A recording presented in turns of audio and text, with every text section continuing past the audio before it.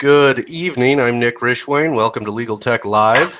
And with me today is Jay Guiliano from Patdek LLC. And joining me is Nabil Zoomout as a co-host from Experts.com, CEO of Experts.com. And Nabil is filling in for Ivan tonight. Jay, tell us a little bit about yourself and how Patdek came to be. Sure. Patdek has basically been a long-standing idea and project that I've been working on for some time, and it really came into existence, kind of a reboot, a couple of years back when I met up with. Just change that. I think that's better. Can you still hear me? Yep. And it came into being more as a frustration with how to deal with patent issues. And it's probably a 15-year journey, but we're getting close to figuring out how to explain patent issues to people succinctly. And my background is generally as a patent attorney practicing for about 20 years. Okay. And so did Patdek come from your own frustrations with the practice of law?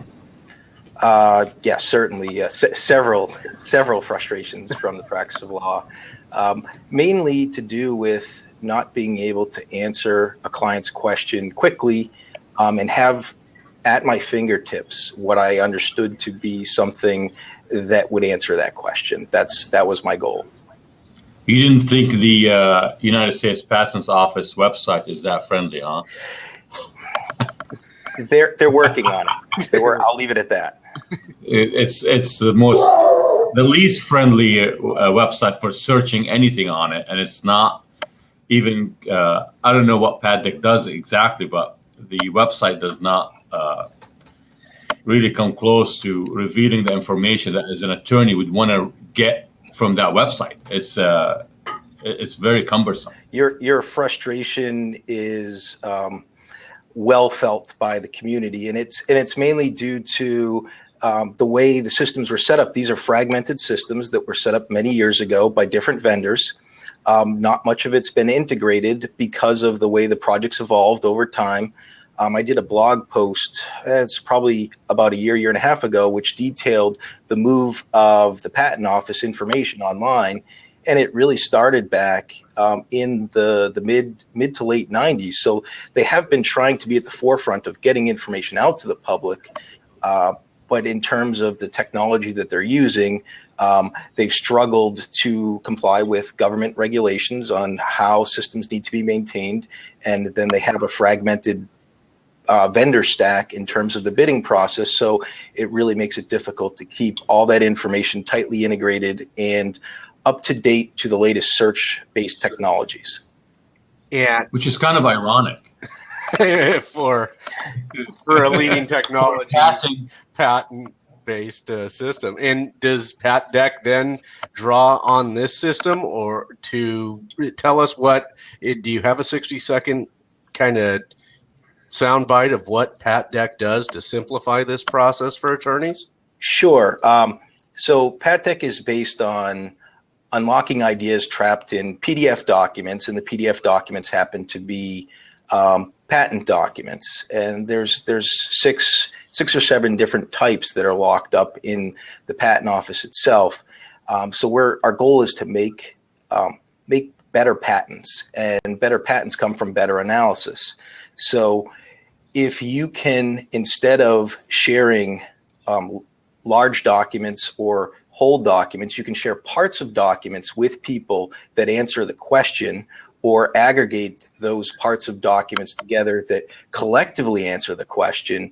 You'll get to the answer faster and better in a way that people haven't been able to achieve before. The main goal being patent attorneys typically organize information in charts and in other types of memos, and we want to disaggregate the chart process and look for snippets of documents and organize those for people. Okay. And I noticed in some of the videos I was watching on the Patdek website, the snippets is something, you actually call it a snippet. Is that a term that patent attorneys are using regularly? I need this snippet or that snippet of a document? I would say probably not. They're probably calling them excerpts, or they may call them annotations of a part of a document, or a call out from a document if it was done in a presentation. All right.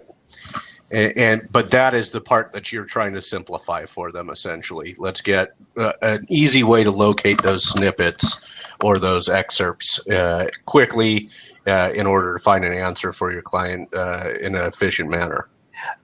Yes, at one level. So the first level is let's aggregate all the publicly available documents from the PTO.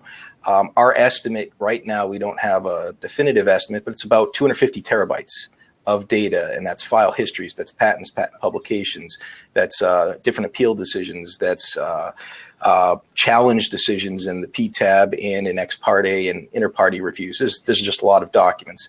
The second step after you have it all is let's make it searchable, easily searchable. So that's the find part of Patdek. We talk about find, markup, and share. The next step is let's provide a tool that once people find what they want, let's take a little piece of what's been found and allow myself, if I liked it, to save that piece, or I could share it with you, Nick. If I say, here's an interesting part of a patent document, I can send it to your account, send it to your email, and that's the share part, combined with markup. But the other interesting facet is, let's say there are 5 different documents with 5 different snippets that are relevant to have a discussion today. I can send you a list of those 5 excerpts from the documents, the snippets, and you'll see them in a list. And if you want to look at the main document, you can click that document and go click the snippet to go right to that document. And that's one of the things that we're trying to enable for people. So go ahead, Nabil. Nope. I was going to ask, so before Patdek, how did this process, how do you go about doing this? Copying and pasting from the USPTO website or downloading the actual document in some kind of a format, and then, how was it done before? It depends on what you're talking about. If you're talking about with a chart, so a claim chart is something, it's a 2-column Word document, right? And there would be claim language on the left, and on the right would be blank, and you'd want to fill it in with information from a document. If it's from a patent, you can copy and paste. You can be on the Patent Office website in the text version of the patent and copy that right into your chart. And then you'd provide a citation to that information within your chart. That's one way to do it. We created a tool back in 2005 with some people I was working at to take information from a Microsoft Access database that we analyzed for patent information and push that into a Microsoft Word document. And that was very helpful. We wanted to make that available in an online environment. And so that's why in 2007, 2008, we started working on a web version. The web version continued till about 2012, 2013. And that's when the team decided the product wasn't sellable in its current usable form. And that's when we looked for someone like Robert to help us solve that problem. And Robert does the software development side. He does the coding side, right? Robert's our genius backend developer. I know everyone has a genius backend developer, and I've met a lot of experts. I've met a lot of software people, and Robert still amazes me every day because he just loves to solve technical problems. Sometimes he creates technical problems that maybe we don't need to solve today. He loves to solve problems, and he's just been great. And then we have a front-end guy, Charlie, who he's interesting because he has frustrations with all user interface systems, and it frustrates him. So he's not as jazzed about patent issues. He's jazzed about solving interface problems between software, computers, and human. And that's really helpful to us because, as you guys know, just handling all these issues with all these players, you basically have to solve the problem of how people can use things, and that's what the goal is. Excellent. And from a startup perspective, where do you guys stand? I was reading an article on Arlington Now, I think it is, or Clarendon, about your launch? Have you guys launched? Are you seeking investments? How's that going? We have quietly launched in very small segments 2 or 3 times and have gone back to the drawing board based on user feedback. We hope to have a more definitive exposure to a wider audience within the next several weeks, at least, maybe a month. We've changed, so the Arlington Now article, I think that was back in February of 2015. So we're about a year beyond that. That was probably our 4th database at the time. We've since moved, because of speed concerns, to a graph database, which gives us more flexibility to hit our objective, which is 250 millisecond response time for a query. Okay. So Sure. without getting into too much technical stuff, Sure. I'm assuming your system is constantly downloading or updating information from the United States Patents Office, or is it? What I'm assuming it's accumulating some kind of a database of whatever is filed with the Sure. Leaving out the is technical something details of what's going on, we have an import flow, and so our sources of information, I think that's what you're asking, our sources of information we get. So Google has, if you actually Google or search for bulk patent download, Google has a repository of patent information in different categories. And then Reed Tech, it's REED Tech, is also a bulk. It's the new bulk download repository, and we reconcile between the two of them. Reed Tech is much slower than the PTO. PTO will push it to us at 10 megabits per second. Reed is much slower. Actually, 10 gigabits per second. Sorry about that. 1 megabit per second is coming from Reed. And then we reconcile that. If they don't have something like file history data, we'll get that from Pair. But most of the time, between both Reed and Google, that will give us what we need. We will go to the Pair, the PRPS system, which is for PTAB challenges, and we'll go in there and get data as well. Okay, but do you do that? I'm assuming you do that separately, not through the system. Just No, we don't go to the PTO as a source. There's no easy way to retrieve data directly from the PTO right now. That's part of the issue that a lot of people have, including us. We go to third parties that have received it in some way from the government. And okay, tell me. Yeah, there is a way. There is a way, because I have a friend of mine who's a software developer who did this. Okay. And sold it to Bloomberg 3 years ago. PTO stats, but I'm not sure how he did it. But he did it and he sold it, and it was completely legal. He wasn't hacking into the system in any way. But I should put you in touch with him. I don't know if he can, but that would be. I originally thought that we go to the. Very similar here's the issue with going to the PTO. Their format. We're more interested in the PDF versions of a lot of the information for different reasons, because citations are very important. So if you get text-based representations of patents, you don't know what column and line number it is, for example, for a citation. So I need to see the image of it, and then we need to process it. So that's one example. Now, if PTO stats had access to the pair information in a bulk manner, beyond, because Google and Reed are out of date. They may be out of date by at least a month at some points in time. We'd be certainly interested in that. I'm trying to put the Reed and Google links in here. I said to a main page, and I added. That's right. Yeah. So, what are some of the struggles you guys are dealing with now at your juncture now? Is it funding? Is it adoption by those in your industry, which I've found to be a difficult group of, lawyers it can be difficult to get them to adopt new technologies.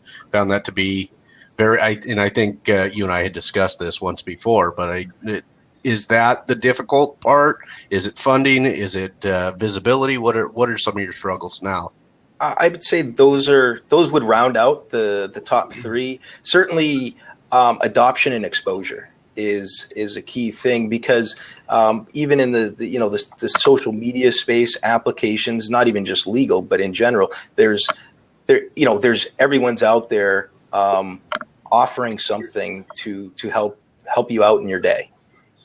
And we're essentially no different. And we have a message, everyone has a message, and then convincing them to give you a try is something that you struggle with. Mm-hmm. So you have awareness. Certainly the adoption part, once you gain that awareness, that visibility in the space, the adoption part, it's strange because when I was selling the charting product related to Patdek several years back, every law firm, and I talked with probably a good 20% of the MLaw 100 that were patent firms. Mm-hmm. They all wanted long-term free trials. And my understanding of it was, I know I'm going to give you value. Now, I can price it for you that's attractive for you to try, but I know you're going to extract value from this product. Why is it that I am the small entity and you're the large entity, yet I have to bear the cost and risk while you kick the tires? I know when I see something that I like, whether it be computer or software product, I will pay for it. And if it doesn't work out, it doesn't work out. It's something that I bear the risk of. So go ahead. Do you think maybe the reason is there a disincentive to, unless the client insists on it, hey, use this because this will save us money and it's more secure and it's better in every way. I'm not sure the attorney on his own or her own are going to adopt something new, which to me does not make any sense. When something for you to you, it's very obvious. This is a very straightforward. It makes your life simpler. It makes sharing and collaboration a lot better. So it makes sense to use it. And I'm kind of like you. I feel this is kind of odd that you want to have a free trial on something that you're going to, really the cost of it is you're going to turn over 10, 20 times before the end of the year. Part of it is this notion of, I think it interrupts their daily routine in a sense if they try something. So they feel they're being put out by trying something that could make their life better, and therefore it should be free. And I've actually heard that from attorneys before. Just like attorneys don't like to go to training for something that they get for free in a sense that their law firm is providing. The law firm says, an example is there's paperless, I'm trying to remember what it is. It's paperless pre-bills. So pre-bills come out every month for us and we have to process them and edit them to send out to our clients. Paperless pre-bill, they want to do training and people I really like that idea, but I don't want to spend the 30 minutes to learn how to do it. And I said, well, you're probably going to learn how to do it in the first 5, and they might show you some tricks. And they're like, I just don't have the time. And that to me is strange. And I think it's because I've, being in big law at the beginning of my career and now joining a new firm, it's in big law again. I think the pressure is so much to write down billable hours, not necessarily solve problems, but write down billable hours, that we spend all our time as lawyers getting to the point where I can generate a billing activity for the firm, because then the firm thinks I'm doing a good job. Yeah, that you actually answered my next question, Jay, because one of the issues I have naturally in my day job, when we follow up with attorneys, they don't have time for us. And I wondered, is that because following up with them and talking with them is interfering with their billable hour? And it seems that you're having some of the same experience. Yeah, I would say it is. And which is really strange because you're going to help them achieve their client's objective, right? Lawyers are trying to solve their client's problems. We're just the vehicle to do it. So if Nick, you're calling them up to say, I think I have the answer, let's spend the 10 minutes vetting it, they should say, sure, let's do it. Right. It depends on where it is. Which is, by the way, billable. Some circumstances it is, some it isn't. Yes. Yeah, but I mean, you can. Yeah, and if it's not billable and it benefits your client, you should at least Certainly. hear it out and then decide whether you're going to bill it or not. But there's definitely value to the discussion. There's value to using, learning about paperless pre-bills. I mean, the faster you turn these around, the faster they go out in the mail, Free-bills are the not faster you get billable. paid. And my handwriting's terrible, and I get questioned all the time, what did you write here for a correction? Now that I can do it, because I tried editing the PDF and sending them back and scanning it because they would give it to me in paper. Yes. It's a nightmare. It's a nightmare. Believe me, we used to do it. We had a couple of attorneys who used to dread doing the pre-bills. And they would delay everything because you cannot process it unless everybody is in the system. And we used to have to penalize them at one point. And then, I'm not going to share war stories, but to me, everybody dreaded it. So I would think if there's a way to make that simpler, you would want to adopt it. So that goes the same for Patdek or any other tool. I think it's because it interrupts their day. The billable hour thing is important, but it's an interruption in what they intended to do that day. Unless they planned to sit down for training, they planned to sit down and talk with Patdek or you guys at experts.com, unless that was something that was on their agenda.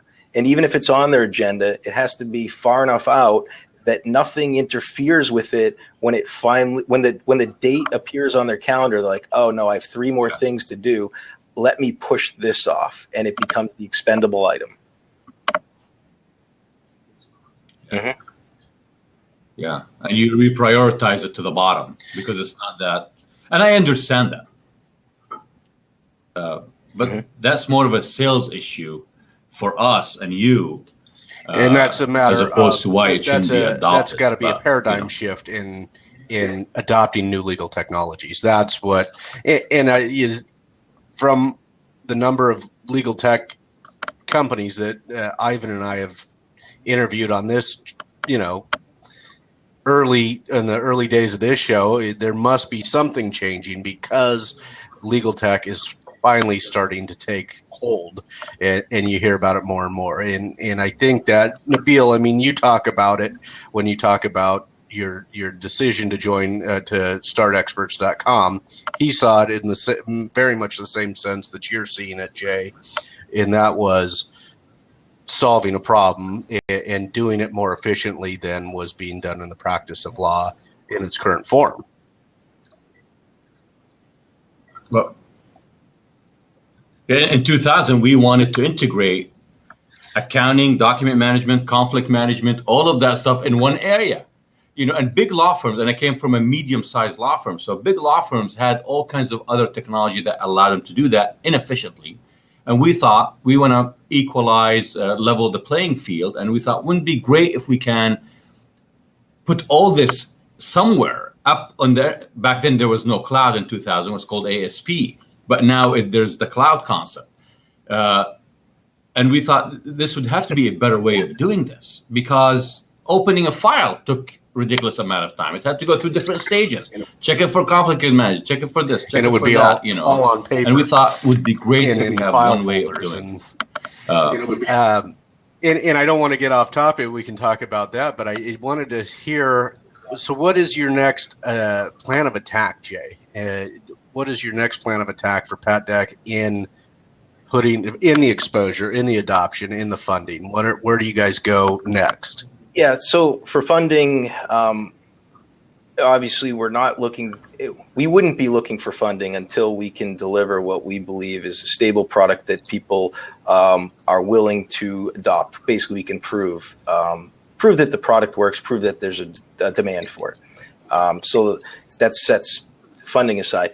Really, it's getting to a point where we can launch our first part of our launch is going to be to provide PTAB trial documents, which is where patents are challenged. There's probably about 4,000 of them out there now, and show what we can do with that data set. We'll integrate it with patents. We'll integrate it with file histories. We'll basically take the patents that are involved in those proceedings and show the life cycle of the patent within the context of those challenges. We'll extract out certain information like you guys do with experts.com. You expose experts that people need. One thing that people haven't done in this data set from the PTAB trials has been available now for 3.5 years. There's expert resumes buried in there. There's expert testimony buried in there. There's transcripts from judges. There's a lot of rich data in there. We've already looked at how to basically expose it in a very useful way to the user. Assume you're going to go to a PTAB trial and you know your judges because they're assigned to your case. You can figure out, or we can provide for you questions that they may be asking you because they've asked them before, and maybe we can show an occurrence count. And we also want people to look for experts through us, just as a, we're not going to hire the expert. We're not going to vet the expert. We're going to say, you need an expert in ceramics. There was a couple patent cases dealing with ceramics. Here's the expert. And maybe he's not the answer to your question, right? He may already be hired by your opposing person, but at least you'll have a sense of how he did, because you'll have his deposition transcript, which previously that's not really been available. Deposition transcripts a lot of times are not part of the public record in a lot of cases.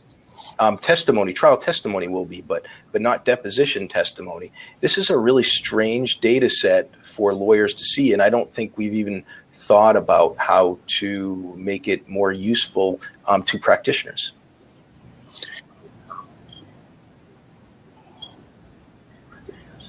Well, and I think in the patent, in the patent area, as if I was a client, and let's say I have several patents, several claims, and there's an examiner, the history and the way the examiner has proceeded in previous cases may also be valuable if I'm going to appeal a decision or if I'm going to take it to the next step. And that data is buried in the. It's part of the history. It's accumulated somewhere, and if you can, some people have done that. They've similar looked to what you just at, said. They've looked at office actions. They've looked at the occurrence of office actions by examiner. There's several. There's probably 7,000 examiners, 6,500, maybe 8,000 now. But there's several thousand examiners, and they've looked at the way in which an examiner handles different parts of the examination process. If there's an appeal, does the examiner then issue claims? They've looked at different things. What we want to focus on with file histories is to look at the strength of particular types of arguments and see how the arguments, the framework of the argument, matters or doesn't matter for an examiner. And it'd be really difficult for a person to do that. But that pattern matching, when you start seeing certain lawyers that are successful with respect to office actions, you could potentially, after you've OCR'd the documents, you can see patterns emerge as to who's more successful than others. And it's not necessarily so people can hire that attorney, but it's to show them the techniques and expose the techniques that are successful. And that's one of the things we want to look at in the file histories in our system. And that would be helpful in distinguishing. It'd be probably helpful for training associates. It'd be helpful for distinguishing your arguments if you're the firm who has access to this information. We kind of get in the playbook of the other side, is what you're saying. Yeah. There's a lot of look. All across my career, I've heavily borrowed techniques, strategies from people that I saw that they were successful in how to prepare for an argument, how to make an argument, how to proceed in a case. And you take those little pieces of where people have shown you how to achieve some success in what you're doing, and you use those going forward. And this would be the same thing. You see how on the written product, how they exposed the answer to the examiner, and then you mimic it in your case. And can you get the same information? Okay, so if you can see the attorney, how they've used their argument, do you also have like across the board information about how patent judges rule or rulings from the appellate courts, or is that information already pretty readily available? Yeah, so the appeals information is readily available if you're going to the board, the patent board, which is also called the PTAB, but it's PTAB Right. Appeals. That information's available. The funny thing about it is there's only a small number of decisions that you can locate easily. Because only the precedential decisions are exposed to the public through search. There are tens of thousands of non-precedential decisions that people have exposed, but the search interfaces, ptab.us is a site that has those, and he's done a great job of categorizing them. But the search tech, you just can't type it in like a Google bar and search. But what's not there and what you get in the file history are the briefs. So the decisions are important, but one of the things that's most important to lawyers generally is how did it get here? What did one side say? What did the other side say in their briefs? Because they cited case law, they made arguments, they made distinctions, and if you could uncover that, and we can through the file histories that we get from the PTO, the decisions become important, but less important than the roadmap that got you there. Interesting. Sure. May I ask you a question, Jay? Now, it seems from what you're talking, you're describing, there are all kinds of things that you can build into this patent deck. And I'm assuming you guys have probably sat down and put a diagram of what we really want to accomplish. And it's very hard. I think it's very tempting to sometimes bite more than you can chew, which delays things. You end up going, well, it would be cool if we can do this. It would be cool if we can do that. And before you know it, you are tackling several issues that may prevent you from getting to market first, or may prevent you from developing a product that's easy to explain. Have you given that some thought, and have you decided I to pare agree with down what some you're saying, things 100%. and focus on one particular item, originally, or 2 or 3, as opposed when to 10? when I worked with Robert and Charlie initially, we were going to do charts, and for different reasons, we were going to do charts, and we didn't have access to data, so we tried to see how to get that. What we've decided on. Yeah, we got a little bit of an echo. What we've decided on since then is, yes, to pare it back. There were, we'll call it a lot of different features that we were focusing on. So now our main features, we've boiled down to, we want to be able to locate a document. And if we don't have complete data sets because we're still processing, that will be fine. We will explain where the gaps are, and we won't, maybe we won't have patents going back to 1850. So that's one trade-off we're making. The next thing is for markup. We had 7 different ways you could mark up documents. We've reduced that to 2. You essentially take a snapshot, or you can highlight. And then the third, sharing, we had a very robust methodology to add and delete shares. Think of like Box.com, right? They have a very robust set of security. We have the security, but your options, instead of having 15 options for what you can do, adding and deleting users from the shared protocols, we've cut it down to under 5. So we've pared it back. We've pared back the data.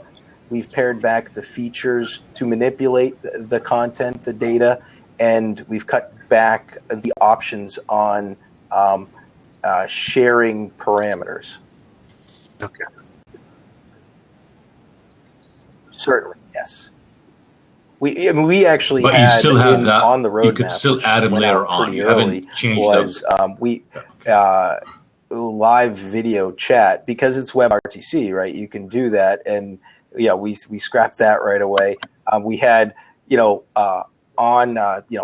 basically text chat built in, and now we're like, okay, comments, we'll marry the comments to the document, but they may or may not see it like instantaneously. So it became more of an asynchronous process, because we think that's the way lawyers interact with their clients anyway, and that's pretty much what we heard. It's not like, it could be a telephone call when they're looking at the same thing, but it need not be. Okay.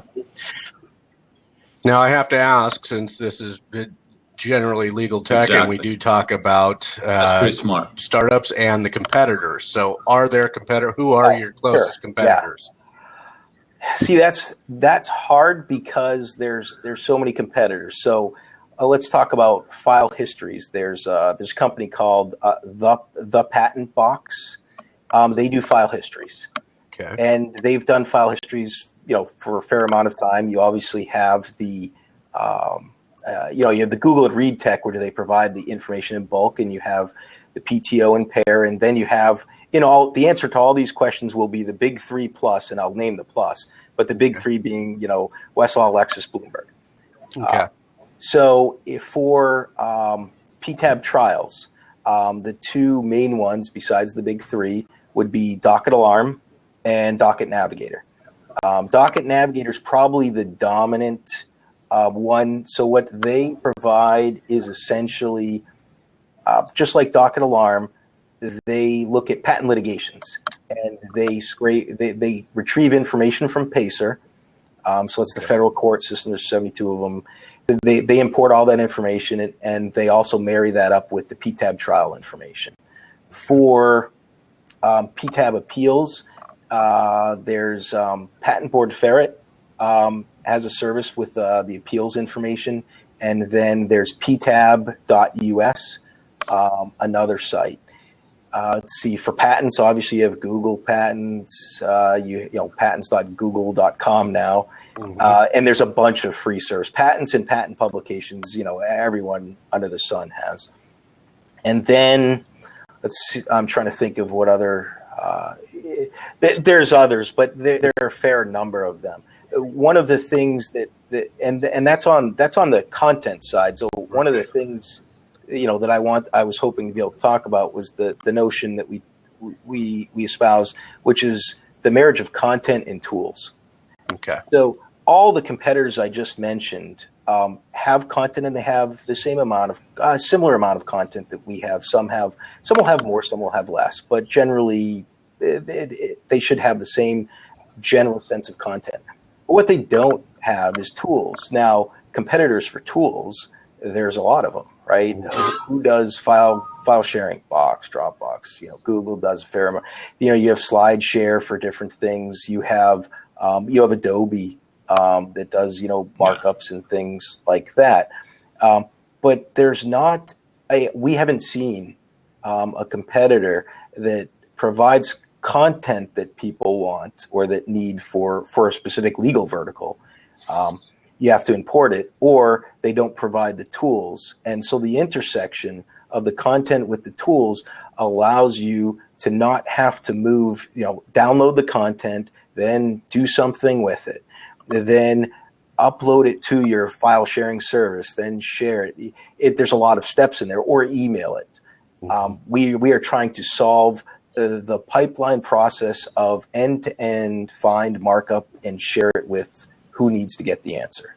And that's where you distinguish yourself from these two different types of competitors. You are the combination, or like you said, the marriage of the content plus the tools to do what a patent attorney needs to do. Patent attorney specific right now, but you maybe more applications in the future. Yeah, I think it will be several years. As Neil mentioned, we have a ways to go. We still need to launch. So yeah, we'll leave out any other sectors for now. For now, okay. Nabil, did you have any other comment? I'm going to ask Nabil if he's got more comments, and then I want to ask you if you have some more items that you feel like we haven't discussed that we could discuss before we pause the recording. So Nabil, items that you haven't asked yet that you'd like to ask? Well, I was originally I was planning on asking about we've worked on that. If you have a pricing model, how you're going to sell it and all that. That may be premature at this point.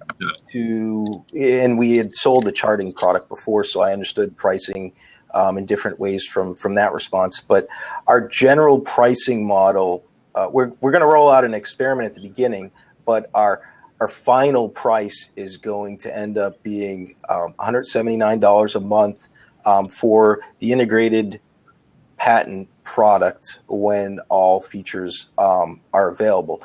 Our initial pricing model is going to be somewhat, we haven't seen it, at least in the legal tech space. So we're going to roll it out at a low price point. We haven't decided what the price point will be, but let's just assume it's $19. And the first set of subscribers will get it for that for either 3 years or life, but for a significant amount of time to give them an advantage, assuming that they continue their subscription. And then at a certain segment of users, we'll raise the price $5 or $10, and we'll keep going until we get up to the top end of our range. Now, if we see that the subscriber growth stops at a certain point, that may be an indication of where the market price is. And we'll have to decide to price differently as we roll out new features. But our goal is to sell features, basically give updates for free for features. We also have a trademark product that we will be launching, which will be significantly cheaper, and it will be yearly priced in the under $500 mark. And we're going to make those file histories available to them as well for searching, which is not available today.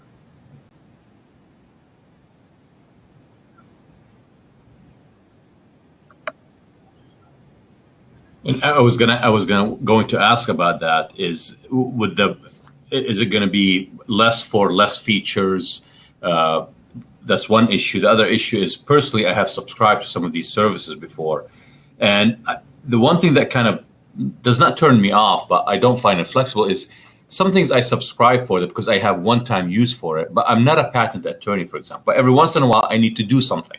So I do when not per use, but almost I want to pay for it per use, but not necessarily for a 1-year subscription or a month subscription. And I'm not sure if you'll have flexibility to accommodate those attorneys who may want to try something, and we're but trying to not figure out how to necessarily. implement it. Would be That's not what they do 24/7. And the concern would be, what do you price it at, and then once you price it at that, exactly. What if a patent attorney signed up for the daily option and didn't realize? And let's say we charged $15 a day, right? And it exceeds. So we were looking, exceeds the monthly. How could we basically, we don't want to overcharge people. Our main goal is not to charge for content. This content is government content. It should be free. We want to charge for the things that make the content easier for you to use. So if we rolled out a daily pass, how do we prevent people from using it, say, 5 times? What's the right price? So if they used it 5 times a month, fairly heavily, we're being compensated and we're still delivering value to them. But we've looked at the daily pass option, which we think is actually useful for companies, not necessarily lawyers. Yes. Well, sorry to interrupt, but one of the things that we do offer for in-house counsel, with the share or option, in-house counsels, if your attorney or shares something with you, that you don't have to be a subscriber to get that. So if I share you hire me as the lawyer to get you the file histories, get you the patents, analyze it for you, put the snippets in there.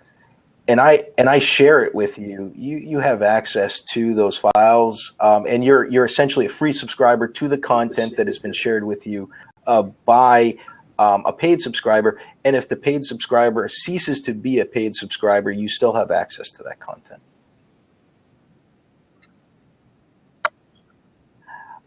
I see where you're going with that. There's potential, abuse, but no. Is there a limit to if I was a subscriber, we don't intend to limit it in any way. We will, of course, look for patterns when you share something. We're going to have a public option, right? One of the things we want people, if you want to take the time to explain a patent to the world at large, you can post the information to essentially the public channel, do the snippets of the patent document, and put comments on there for the world to see. But sharing it with, say, 1,000 non-subscribers would raise red flags within the system. Yeah. And personally, I think the price has to deal with value. What value am I getting out of it? And I think kind of everybody knows whether they're overpaying or underpaying or abusing the system or not. But from an operation perspective is also there's no abuse, but I am sharing with 500 people because those happen to be everybody I need an opinion from on this particular document. Our system can accommodate. That may be too taxing on your system. Patterns. We don't care if you share once, right? But let's say you share 100 documents a day with 1,000 people for 30 days. Yeah, it doesn't impact the absolutely in terms of performance where we've built it to. In terms of value, really the price, the way we arrived at it, and we thought about it internally. We've talked to people. We look at it as it's a half an hour of what you charge your client for an hour's worth of time in a month. I think you're undercharging at $179. If based on what it does, I tried to back into it by saying, and I'm not a patent attorney, but how much am I going to save in time if I do this? And if I do that, am I going to have a happier client? The answer is yes. Am I going to free myself to do something else that is equally valuable of my time? The answer is yes. So to me, I'm not going to lose billable hours. I'm not going to use this process or avoid it so I can bill more. I think that is a horrible thing to do. But I think it makes sense that if you back into it, say, okay, I'm going to save a good chunk of money and I'd be able to use my time elsewhere better, then it would be worth it for me to pay $250 or even an hour worth of my time. We're happy to leave that rate. Value on the table for people because we think that they will increase our audience. I've always been frustrated with with pricing of products where people try to extract as much value as they can from the purchaser. And but let me ask you, the flip side is, if you undercharge, will attorneys say, hey, wait a second, you're really undercharging, is it worth it? Sometimes we've had that with like, really? $5? No, I'd rather pay $500 for the same thing because somehow it's maybe cognitive dissonance in the background working. If it's not costing me much, and we've had this issue with experts.com. It's like, wait a second, I don't have to pay you? You don't have to pay me. You have to pay the guy that you could have hired elsewhere the same amount of money. The illusion of financial prestige. But it's the same guy. There's monetary prestige. Yeah, one of the things that we learned about when we were looking at that particular question was, what are our competitors charging? So we went through the list of competitors, and we're more than each of them except for the big three on a monthly basis. But in the aggregate, if you combine their services together, their monthly charge, we're less than them. So we're kind of in the middle of that. All right, good. Nice. Excellent. Now, I see we're coming up on almost an hour here. You want to keep it about 55 minutes for YouTube usage. Any last comments, anything we missed and not that we couldn't have you on again, obviously, Jay, because we want to know how things progress in the future, but anything that we didn't touch on that you'd like to touch on? I'll make this real quick. Yeah, one of the last things that I would mention about the notion of snippets is when you do citations within a document, you're always citing to something else, and you're pointing to a page and you can't even point to the part of the page. For us, snippets are the solution to that problem. So instead of writing things down in a long memo to your client, if you sent the snippets along with the explaining text in that list, like Patdek can do, that will help your client get to the answer quicker, and you'll have a happier client and hopefully more projects. But I appreciate you guys having me on. Nabil, thank you for pointing. It's Pat. Did you say it was Pat? Pat Stats? PTO Stats. Okay. PTO Stats. And I think Bloomberg is just launching it, but it operates differently within than your system. It does a lot of data mining straight from through there's CARE or there's a fair amount of metadata. I don't know how I don't know how he did it. Yeah, there is. Thank you. So But I'll try privately later. Yeah, I'll and see if they, we you can know, talk and to there's once I pause the may recording lead here, somewhere. you guys don't have to run away. We can chat about it afterwards. But I want to thank you both for Nabil. Thank you for stepping in for Ivan on Legal Tech Live. Jay Guiliano at Patdek LLC. I'm glad you were here. I'm glad we got to finally get together and interview you, Jay. And I'm Nick Rishwain, and this was Legal Tech Live. Thank you, everybody, for being here. Thank you.